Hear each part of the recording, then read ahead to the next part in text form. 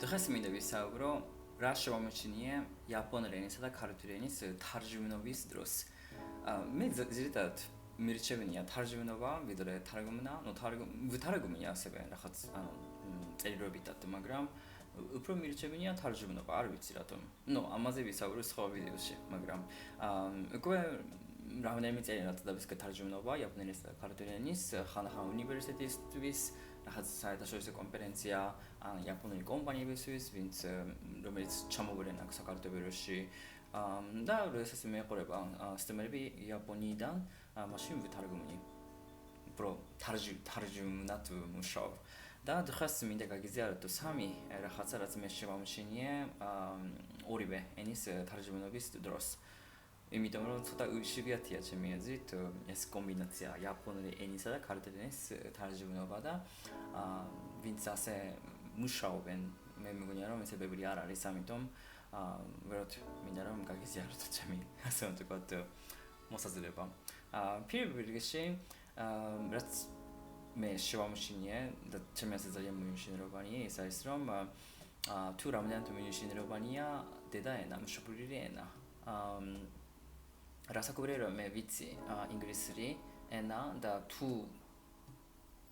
საჭიროა მაშინ შემიძლია გადავთარგმნო იაპონურად და ინგლისურად ან ინგლისურად და ქართულად. არ არის არ ვარ native speaker, მაგრამ შემიძლია. მაგრამ ყოველთვის ესეთი შეგრძნება მაქვს რომ შესაძლოა მე ვთარგმნი იაპონურიდან ქართულად, ქართულიდან იაპონურად ეს დისტანცია იაპონური ხალხისა და ქართული ხალხის შორის უფრო მოცირდება, უფრო ახლოს იქნება, იმიტომ რომ იაპონური ხალხისთვის იაპონური ენა მშობლიური ენა და ქართული ხალხისთვის ქართული ენა არის მშობლიური ენა და ამ ორივე ენას რომ ვთარგმნი, ეს თითქოს ესე ვიგზავნა თავს რომ უფრო გამჭირვარი ხდება ენის ბარიერი. ამიტომ მე ვფიქრობ რომ ძალიან მნიშვნელოვანია მშობლიური ენაზე ლაპარაკი, გაგება და უფრო ამის მეშვეობით უფრო ახლოს ვიხდებით. ხო და თუ მარტო ინგლისურად ვთარგმნი, ესეთი შესაძლებლობა, ესეთი შეგრძნება ალბათ არ მეკნებოდა არასოდეს, ამიტომ ჩემი აზრით ძალიან მნიშვნელოვანი რამე შევისწავლე აქედან. და მეორე რიგში მე ძალიან მიყვარს თარჯიმნობა, იმიტომ რომ იცით როგორც თარჯიმნობის მეშვეობით, განსაკუთრებით მომზადების მეშვეობით, იმიტომ რომ თარჯიმნობა ისე სპონტანურად არ ხდება, მანამდე უნდა მოამზადო სიტყვები, უნდა შევისწავლო თემები, შინაარსი და შემდეგ. ამიტომ ძალიან ბევრი უნდა შევისწავლო წინასწარ, ხო? და თარჯიმნობის მეშვეობით ჩემი აზრით, ჩემი ქართული ენის დონეც ესე მახალი ხდება უფრო. უკვე 9 წელია ქართულ ენას ვისაუბრობ, მაგრამ ხანახან ისეთი მომენტი არის, როდესაც ძალიან ნელა უმჯობესდება ჩემი ქართული ენის დონე, მაგრამ თარჯიმნობის სამუშაო როდესაც მაქვს, ძალიან ინტენსიურად ხდება ეს თვითონ საბლა.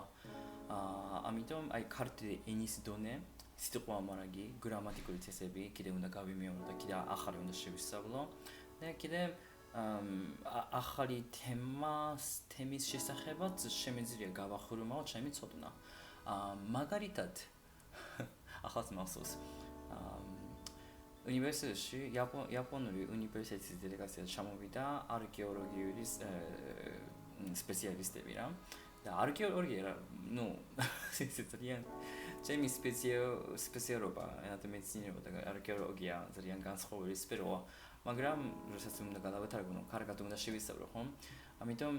თარჯიმნობის დროს მე განზრახო შემიძლია, ინტენსიურად შემიძლია შევისწავლო არქეოლოგიის შესახებ და შემიძლია გავახურმაო ახალი სფეროს შესახებ ცოდნა. ეს ძალიან კარგია ჩემი აზრით, ამყარებს ჩემს ცხოვრებას ქართული ენის მეშვეობით და ასევე იაპონური ენის მეშვეობით. და ხო, ეს არის მეორე რაც მე შემომჩენია თარჯიმნობიდან, რაც ამყარებს, როგორც გითხარით, ამყარებს ჩემს ცხოვრებას. და მესამე ზედათ როდესაც მე ვთარგმნი, ვწერ და მე წავიკითხავ, რასაც მე ვწერ. ამას ეწოდება ქართულად და მომისკდა ახლა კონსეკუტიური თარჯუმნობა 30 წამიანი ერთი ლაპარაკობს იაპონელი ადამიანი და მე გადავთარგმნი დაახლოებით ერთი იგივე ხანგრძლივობით და მე ქართულად და მე იაპონურად მაგრამ ერთი გამონაკლისი არის როდესაც მე ვარ თარჯმანი სუპრაზე სუპრის დროს განსაკუთრებით საძახე გრიზეროს ამბობენ მაშინ ესე ვერ ვწერ იმიტომ რომ საძახე გრიზერო გურიდან მოდის და მაშინ მეც ვთარგმნი უფრო სინქრონიური თარჯმნობას ანუ აი ქართული თამადა რომ იტყვის საძახე გრიზეროს ეგრევე მეც დავიწყებ თარჯმნობას ეგრევე ქართულად რომ არის საძახე გრიზერო იაპონურად